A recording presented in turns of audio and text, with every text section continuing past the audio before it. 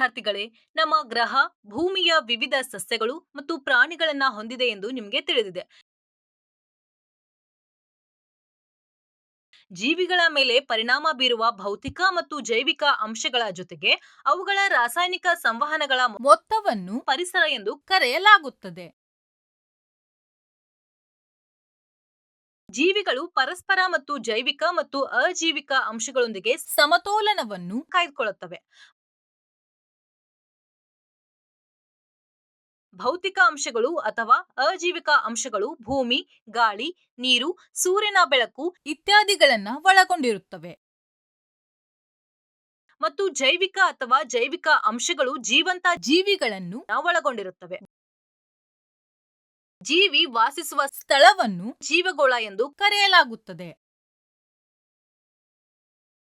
ಪರಿಸರ ವ್ಯವಸ್ಥೆ ಎಂಬ ಪದವನ್ನು 1935ರಲ್ಲಿ ಬ್ರಿಟಿಷ್ ಸಸ್ಯಶಾಸ್ತ್ರಜ್ಞ ಮತ್ತು ಪರಿಸರ ಶಾಸ್ತ್ರಜ್ಞ ಎ.ಜಿ. ಟ್ರಾನ್ಸ್ಲೆ ಅವರು ಪರಿಸರದ ಮೂಲಭೂತ ಘಟಕವನ್ನು ವಿವರಿಸಲು ಬಳಸಿದರು.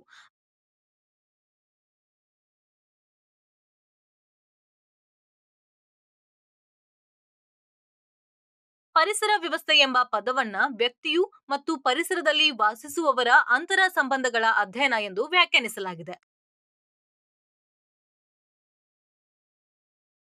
ಕಲಿಕೆಯ ಉದ್ದೇಶಗಳು ಈ ಪಾಠವನ್ನ ಪೂರ್ಣಗೊಳಿಸಿದ ನಂತರ ನೀವು ತಿಳಿದುಕೊಳ್ಳಲು ಸಾಧ್ಯವಾಗುತ್ತದೆ. ಆಹಾರ ಸರಪಳಿ ಮತ್ತು ಆಹಾರ ಜಾಲಗಳು, ಜೀವರಾಶಿಯ ಪಿರಮಿಡ್, ಸಂಖ್ಯೆಗಳ ಪಿರಮಿಡ್, ಶಕ್ತಿಯ ಪಿರಮಿಡ್. ಕೀವರ್ಡ್ಗಳು: ಪರಿಸರ ವ್ಯವಸ್ಥೆ, ಆಹಾರ ಸರಪಳಿ,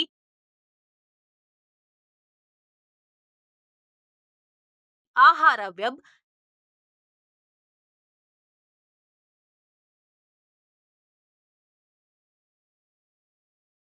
ನಿರ್ಮಾಪಕರು,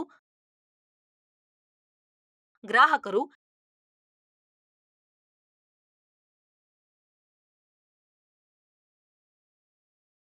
ಡಿಕಂಪೋಸರ್ಸ್,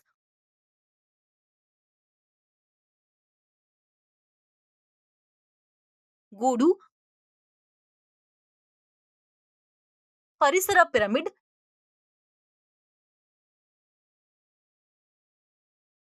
ಜೀವರಾಶಿ. ಪರಿಸರ ವ್ಯವಸ್ಥೆಯ ಪರಿಕಲ್ಪನೆಯ ನಕ್ಷೆಯನ್ನ ಇಲ್ಲಿ ಗಮನಿಸೋಣ.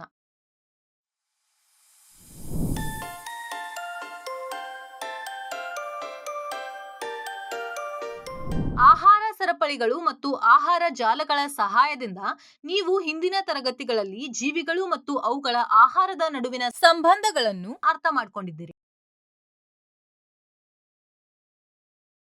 ಆಹಾರ ಸರಪಳಿಗಳು ಪರಸ್ಪರ ಸಂಬಂಧ ಹೊಂದಿವೆ ಮತ್ತು ಹಲವಾರು ಆಹಾರ ಸರಪಳಿಗಳ ನಡುವಿನ ಸಂಪರ್ಕಗಳು ಆಹಾರ ವೆಬ್ಗೆ ಕಾರಣವಾಗುತ್ತವೆ.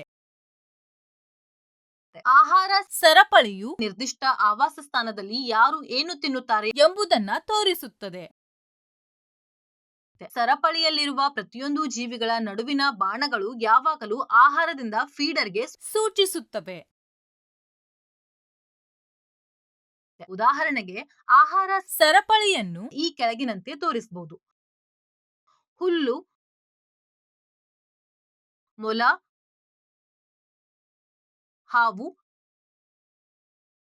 ಹಾಕ್. ಆಹಾರ ಸರಪಳಿಯು ಆಹಾರ ಸರಪಳಿಯಲ್ಲಿ ಪ್ರಾಥಮಿಕ, ದ್ವಿತೀಯ ಮತ್ತು ತೃತೀಯ ಹಂತಗಳಂತೆ ಉತ್ಪಾದಕರಿಂದ ಗ್ರಾಹಕರಿಗೆ ಚಲಿಸುತ್ತದೆ ಮತ್ತು ಪ್ರತಿ ಹಂತದಲ್ಲಿ ಜೀವಿಗಳ ಸಂಖ್ಯೆಯು ಕಡಿಮೆಯಾಗುತ್ತದೆ.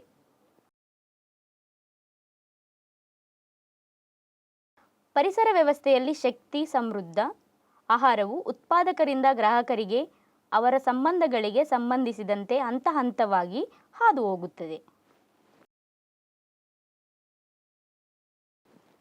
ಆಹಾರ ಸರಪಳಿಯು ಶಕ್ತಿಯನ್ನು ಒಂದು ಜೀವಿಯಿಂದ ಇನ್ನೊಂದಕ್ಕೆ ಹೇಗೆ ರವಾನಿಸುತ್ತದೆ ಎಂಬುದನ್ನು ತೋರಿಸುತ್ತದೆ. ಪ್ರತಿ ವರ್ಗಾವಣೆಯಲ್ಲಿ ಉಸಿರಾಟ ಮತ್ತು ಇತರ ವಿಧಗಳ ಪ್ರಕ್ರಿಯೆಯಲ್ಲಿ ಶಾಖವು ಉತ್ಪತ್ತಿಯಾಗುವುದರಿಂದ 80ರಿಂದ 90% ಶಕ್ತಿಯ ದೊಡ್ಡ ಪ್ರಮಾಣವು ಹರಡುತ್ತದೆ. ಹೀಗಾಗಿ 3 ಅಥವಾ 4 ಹಂತದ ಆಹಾರ ಸರಪಳಿಯು ಜೀವಂತ ಜೀವಿಗಳಿಗೆ ಬಹಳ ಕಡಿಮೆ ಶಕ್ತಿಯನ್ನು ಹೊಂದಿರುತ್ತದೆ. ಜೀವಗೋಳದೊಳಗೆ ಭೂಮಿಯ ಜಲಚರ ಮತ್ತು ಮರುಭೂಮಿ ಪರಿಸರ ವ್ಯವಸ್ಥೆಗಳಂತಹ ಹಲವಾರು ಪ್ರಮುಖ ಪರಿಸರ ವ್ಯವಸ್ಥೆಗಳಿವೆ.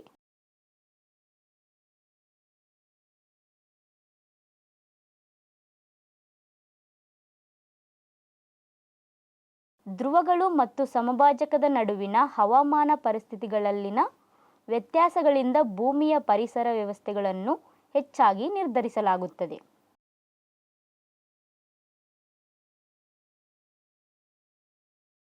ನಾವು ತುಲನಾತ್ಮಕ ಪರಿಸರ ವ್ಯವಸ್ಥೆಗಳು ಸ್ಥಳದಲ್ಲಿ ಉಷ್ಣವಲಯದ ಮಳೆಕಾಡುಗಳಿಂದ ಆರಂಭಗೊಂಡ ಶಿಖರದಲ್ಲಿ ಶಾಶ್ವತವಾದ ಹಿಮ ಮತ್ತು ಮಂಜುಗಡ್ಡೆಯೊಂದಿಗೆ ಕೊನೆಗೊಳ್ಳುವುದನ್ನು ಕಾಣುತ್ತೇವೆ. ಈ ಪರಿಸರ ವ್ಯವಸ್ಥೆಗಳ ಮೇಲೆ ಪ್ರಭಾವ ಬೀರುವ ಹವಾಮಾನ ಅಂಶಗಳು ಮಳೆ, ತಾಪಮಾನ ಮತ್ತು ಸೂರ್ಯನ ಬೆಳಕಿನ ಲಭ್ಯತೆ. ಅರಣ್ಯಗಳು ಹೆಚ್ಚಿನ ಮಳೆಯನ್ನು ಹೊಂದಿರುತ್ತವೆ, ಆದರೆ ಕಾಡಿನ ಪ್ರಕಾರವು ತಾಪಮಾನ ಮತ್ತು ಬೆಳಕಿನಿಂದ ಪ್ರಭಾವಿತರಾಗಿರುತ್ತದೆ. ಅತ್ಯಂತ ಕಡಿಮೆ ಮಳೆಯಿರುವ ಮರುಭೂಮಿ ಪ್ರದೇಶಗಳಿಗೂ ಇದು ಅನ್ವಯಿಸುತ್ತದೆ. ಪರಿಸರ ವ್ಯವಸ್ಥೆಯಲ್ಲಿನ ಆಹಾರ ಸರಪಳಿಯು ಜೀವಿಗಳ ಪರಸ್ಪರ ಸಂಬಂಧಗಳನ್ನು ಆಧರಿಸಿದೆ. ಉದಾಹರಣೆಗೆ, ಗಿಡಹೇನುಗಳನ್ನು ಅನೇಕ ಕೀಟನಾಶಕಗಳು, ಪಕ್ಷಿಗಳು ಮತ್ತು ವಾಬ್ಲರ್ಗಳು, ಲೇಡಿ ಬರ್ಡ್ಗಳು ಮತ್ತು ಇತರ ಕೀಟಗಳು ತಿನ್ನುತ್ತವೆ.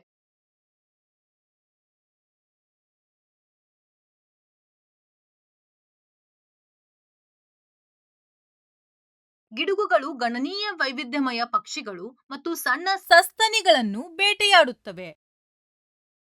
ಆಹಾರ ವೆಬ್ ಎಂಬ ಪದವು ಸಂಕೀರ್ಣವಾದ ಅಂತರ್ ಸಂಪರ್ಕಿತ ಘಟಕವಾಗಿ ಇಡೀ ಸಮುದಾಯದ ನಡುವೆ ಹೆಚ್ಚಿನ ಸಂಖ್ಯೆಯ ಸಂಭವನೀಯ ಲಿಂಕ್ಗಳನ್ನು ಸೂಚಿಸಲು ಉತ್ತಮ ಪದವಾಗಿದೆ. ಪ್ರಾಣಿಗಳು ಅದರ ಗೂಡು ಎಂದು ವಿವರಿಸಿದ ಆಹಾರ ವೆಬ್ನಲ್ಲಿ ವಿಶೇಷ ಸ್ಥಾನಗಳಿಗೆ ಹೊಂದಿಕೊಳ್ಳುತ್ತವೆ.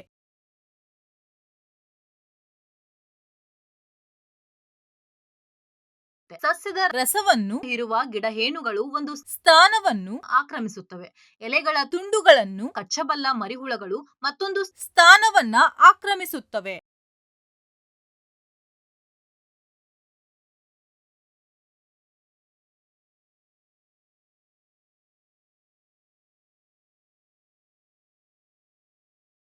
ಜಿಂಕೆಗಳಂತಹ ತುಲನಾತ್ಮಕವಾಗಿ ದೊಡ್ಡ ಮೇಯಿಸುವ ಪ್ರಾಣಿಗಳಿಂದ ಗೂಡು ಆಕ್ರಮಿಸಲ್ಪಟ್ಟ. ಈ ಎಲ್ಲಾ ಪ್ರಾಣಿಗಳು ಎಲೆಗಳನ್ನು ತಿನ್ನುತ್ತವೆ, ಆದ್ರೆ ಅವು ಗಾತ್ರದಲ್ಲಿ ಮತ್ತು ಆಹಾರದ ವಿಧಾನದಲ್ಲಿ ಭಿನ್ನವಾಗಿರುತ್ತವೆ.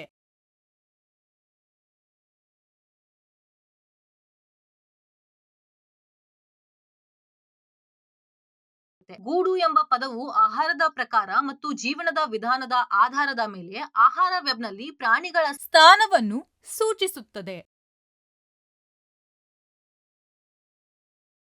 ಆವಾಸ ಸ್ಥಾನವು ಪ್ರಾಣಿಗಳಿಗೆ ವಾಸಿಸುವ ಸ್ಥಳವಾಗಿದೆ, ಆದರೆ ಗೂಡು ಜೀವಿಗಳ ಉದ್ಯೋಗ ಮತ್ತು ಅದು ಹೇಗೆ ತನ್ನ ಜೀವನವನ್ನು ಗಳಿಸುತ್ತದೆ ಎಂಬುದನ್ನ ವಿವರಿಸುತ್ತದೆ.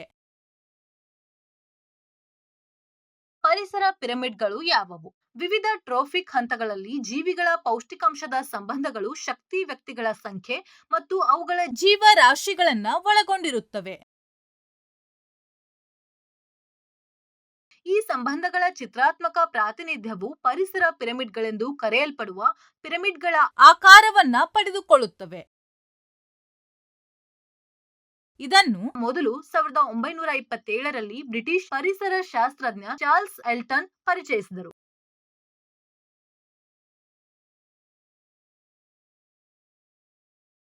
ಪರಿಸರ ಪಿರಮಿಡ್ನಲ್ಲಿ ಉತ್ಪಾದಕರು ಮೂಲವನ್ನು ಆಕ್ರಮಿಸುತ್ತಾರೆ ಮತ್ತು ವಿವಿಧ ಹಂತದ ಗ್ರಾಹಕರು ಸತತ ಶ್ರೇಣಿಗಳನ್ನು ಆಕ್ರಮಿಸುತ್ತಾರೆ.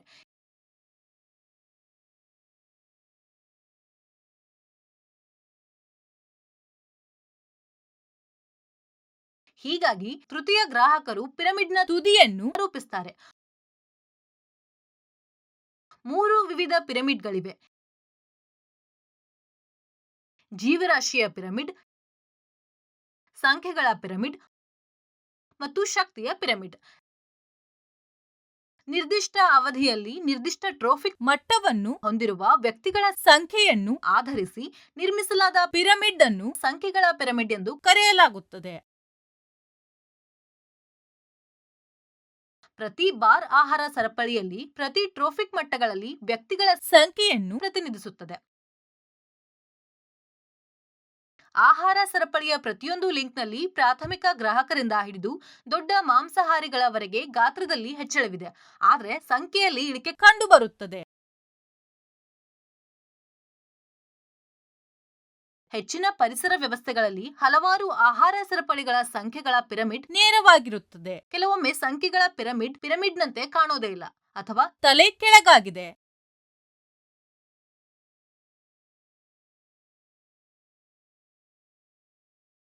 ನಿರ್ಮಾಪಕರು ದೊಡ್ಡ ಮರವಾಗಿದ್ದರೆ ಅಥವಾ ಯಾವುದೇ ಟ್ರೋಫಿಕ್ ಮಟ್ಟದಲ್ಲಿ ಜೀವಿಗಳಲ್ಲಿ ಒಂದು ತುಂಬಾ ಚಿಕ್ಕದಾಗಿದ್ರೆ ಅದು ಸಂಭವಿಸಬಹುದು. ಜೀವರಾಶಿಯು ದ್ಯುತಿ ಸಂಶ್ಲೇಷಣೆಯಿಂದ ಇಂಗಾಲದ ಡೈಆಕ್ಸೈಡ್ ಸ್ಥಿರೀಕರಣದಿಂದ ಪಡೆದ ಸಾವಯವ ವಸ್ತುವಾಗಿದೆ. ಇದು ಮರಗಳು, ಪೊದೆಗಳು, ಬೆಳೆಗಳು, ಹುಲ್ಲುಗಳು, ಪಾಚಿಗಳು, ಜಲಸಸ್ಯಗಳು, ಕೃಷಿ ಮತ್ತು ಅರಣ್ಯದ ಅವಶೇಷಗಳು ಮತ್ತು ಎಲ್ಲಾ ರೀತಿಯ ಮಾನವ ಮತ್ತು ಪ್ರಾಣಿಗಳ ತ್ಯಾಜ್ಯವನ್ನ ಒಳಗೊಂಡಿರುತ್ತದೆ.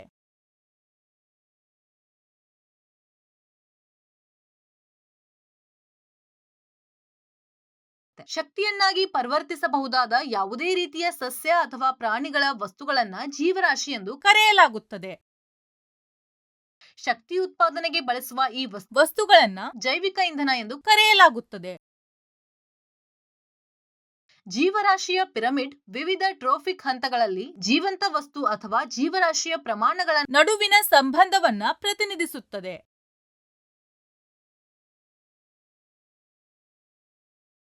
ಭೂಮಂಡಲದ ಪರಿಸರ ವ್ಯವಸ್ಥೆಗಳಲ್ಲಿ ಜೀವರಾಶಿಯು ಉತ್ಪಾದಕರಿಂದ ಉನ್ನತ ಮಾಂಸಾಹಾರಿಗಳಿಗೆ ಹಂತ ಹಂತವಾಗಿ ಕಡಿಮೆಯಾಗುತ್ತದೆ.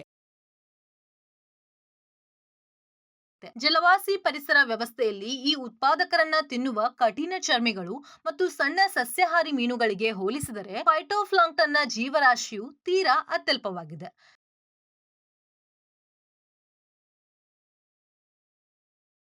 ಸಣ್ಣ ಮೀನುಗಳ ಮೇಲೆ ವಾಸಿಸುವ ದೊಡ್ಡ ಮಾಂಸಾಹಾರಿ ಮೀನುಗಳ ಜೀವರಾಶಿ ಇನ್ನೂ ಹೆಚ್ಚಾಗಿರುತ್ತದೆ ಮತ್ತು ಜೀವರಾಶಿಯ ಪಿರಮಿಡ್ ಅನ್ನು ತಲೆ ಕೆಳಗಾಗಿ ಮಾಡುತ್ತದೆ.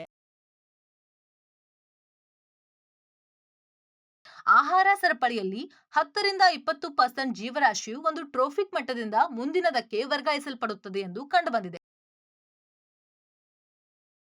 ಅನೇಕ ಪ್ರಾಣಿಗಳು ತಮ್ಮ ಆಹಾರದ 10%ಗಿಂತ ಹೆಚ್ಚಿನದು ತಮ್ಮ ದೇಹದ ಅಂಗಾಂಶಗಳಾಗಿ ಪರಿವರ್ತಿಸುವುದಿಲ್ಲ.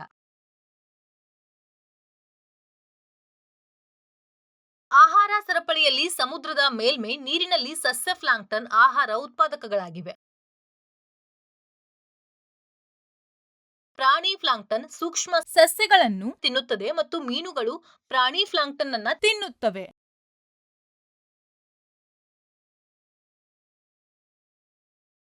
ಮಾನವರು ಸರಪಳಿಯ ತುದಿಯಲ್ಲಿರುತ್ತಾರೆ ಮತ್ತು ಮೀನುಗಳನ್ನ ತಿನ್ನುತ್ತಾರೆ. ಇದರಲ್ಲಿ ಪ್ರತಿ ಹಂತದಲ್ಲೂ ಸರಿಸುಮಾರು 90% ಆಹಾರವು ಕಳೆದು ಹೋಗುತ್ತದೆ. ಆದ್ರಿಂದ 1000 ಕೆಜಿ ಸಸ್ಯ ಪ್ಲಾಂಕ್ಟನ್ 100 ಕೆಜಿ ಪ್ರಾಣಿ ಪ್ಲಾಂಕ್ಟನ್ ನಿಂದ 10 ಕೆಜಿ ಮೀನುಗಳನ್ನ ಉತ್ಪಾದಿಸುತ್ತದೆ, 1 ಕೆಜಿ ಮಾನವ ಅಂಗಾಂಶಗಳನ್ನ ಉತ್ಪಾದಿಸುತ್ತದೆ, ಮೂಲ ಸಸ್ಯದ ಸಂಭಾವ್ಯ ಶಕ್ತಿಯ ಅನುಗುಣವಾದ ನಷ್ಟದೊಂದಿಗೆ. ಹೀಗಾಗಿ ಆಹಾರ ಸರಪಳಿಯಲ್ಲಿ ಮೂಲ ಸಸ್ಯ ಮೂಲದ ಬಳಿ ಇರುವ ಪ್ರಾಣಿ ಪ್ರಭೇದಗಳು ಹೆಚ್ಚಿನ ಪ್ರಮಾಣದ ಶಕ್ತಿಯನ್ನ ಪಡೆಯುತ್ತವೆ.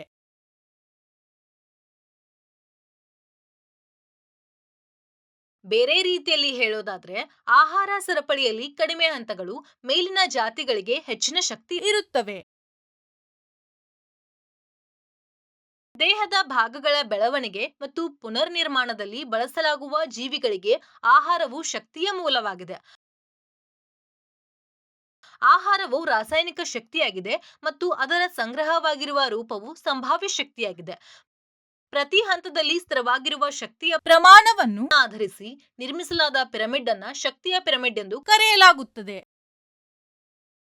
ಯಾವುದೇ ಪರಿಸರ ವ್ಯವಸ್ಥೆಯಲ್ಲಿ ಯಾವುದೇ ಆಹಾರ ಸರಪಳಿಗೆ ಶಕ್ತಿಯ ಪಿರಮಿಡ್ ಯಾವಾಗಲೂ ನೇರವಾಗಿರುತ್ತದೆ. ಸೂರ್ಯನ ಬೆಳಕು, ಇಂಗಾಲದ ಡೈಆಕ್ಸೈಡ್ ಮತ್ತು ನೀರಿನ ಶಕ್ತಿಯನ್ನ ದ್ಯುತಿ ಸಂಶ್ಲೇಷಣೆಯ ಮೂಲಕ ಶಕ್ತಿಯ ಸೂಕ್ತ ರೂಪದಲ್ಲಿ ಲಭ್ಯವಾಗುವಂತೆ ಮಾಡಬಹುದು. ಆಹಾರ ಸರಪಳಿಗಳು ಮತ್ತು ಆಹಾರ ಜಾಲಗಳು ಉತ್ಪಾದಕರಿಂದ ವಿವಿಧ ಗ್ರಾಹಕರಿಗೆ ಆಹಾರ ಮತ್ತು ಶಕ್ತಿಯನ್ನ ವರ್ಗಾವಣೆ ಮಾಡಲು ಸಹಾಯ ಮಾಡುತ್ತದೆ.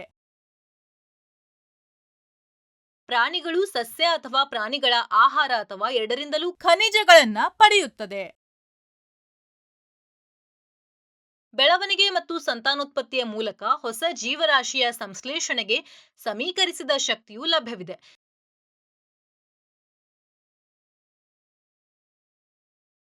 ಜೀವಿಗಳು ಸಾವು ಅಥವಾ ಕಾಯಿಲೆಯಿಂದ ಜೀವರಾಶಿಯನ್ನ ಕಳೆದುಕೊಳ್ಳುತ್ತವೆ ಮತ್ತು ಡಿಟ್ರಿಟಸ್ ಆಹಾರ ಸರಪಳಿಯನ್ನ ಪ್ರವೇಶಿಸುತ್ತವೆ. ಜೀವಿಗಳ ವಿಭಜನೆಯ ವಸ್ತುಗಳನ್ನ ಮತ್ತೆ ಪರಿಸರಕ್ಕೆ ಹರಿಯುವಂತೆ ಮಾಡುತ್ತದೆ.